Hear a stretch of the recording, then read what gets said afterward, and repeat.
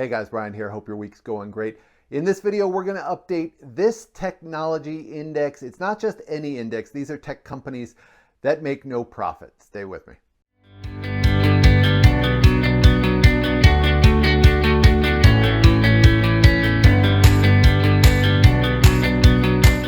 All right, guys, welcome back. I am still in Gwangali Beach. We're near Busan in South Korea. So I thought I'd just put up some shots around town. I gotta say, I just kind of stumbled into this area. I was staying for a bit in downtown Busan. I stayed in Hyundai Beach right up the road, and I took a day trip here and really liked it, so decided to stay longer. That bridge in the background, Gwanggam Bridge, second longest in Korea, opened in 2003, took about 8 years to build, and it's kind of a tourist attraction in its own right. Just about every Saturday here, there's a big fireworks display. There's a really nice drone show on the weekends. This town still gets pretty crowded on Friday and Saturday, but it's pretty quiet during the week this time of year. So I really like it here. The weather is pretty much perfect right now, and I keep pushing back my travel plans. So I may have some more shots around Korea in a future video. In the meantime, let's talk about this tech index. Goldman Sachs, non-profitable tech index. These are the Ubers, the Rokus, the Zillows of the world. Yes, these may be incredible companies, but they are companies that continue to operate at a loss. Stephen Pete published this chart back near the highs in early 2021.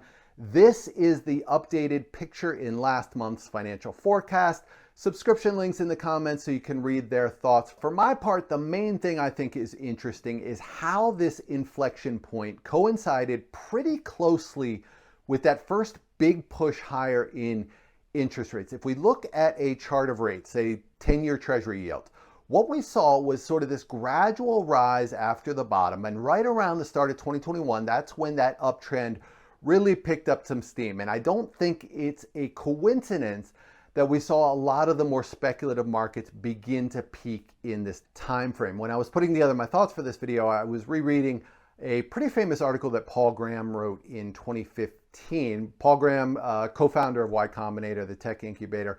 And what he said is when he was evaluating a new startup, he always wanted to know if the company was default alive or default dead. In other words, assuming expenses remain more or less constant, assuming revenue continues at more or less the same pace, Graham wanted to know if the company would make it to profitability on the money they have left. And if they could, he called them alive by default.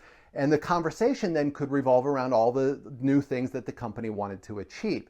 If they couldn't get to profitability, Graham called them dead by default. And the conversation, he said, first had to revolve around how to get the company off that trajectory. So the way I see this in terms of the psychology of a common stock investor is the prevailing risk-free rate. It either lengthens that runway or it shortens it. When rates are low, the runway is long. Investors can be patient with an unprofitable company. As rates rise, the runway shortens. That company has to get off the ground faster. It has to get to profitability sooner, or investors begin to move out. Now, these mental calculations, they happen in the background. They're pre-rational. They don't affect Elliott waves at all, but interest rates matter. They matter a lot. And this reversal in unprofitable tech, I think, is a really good indication that the psychology of the market has changed. So those are my thoughts. Let me know what you think in the comments, and thanks for watching.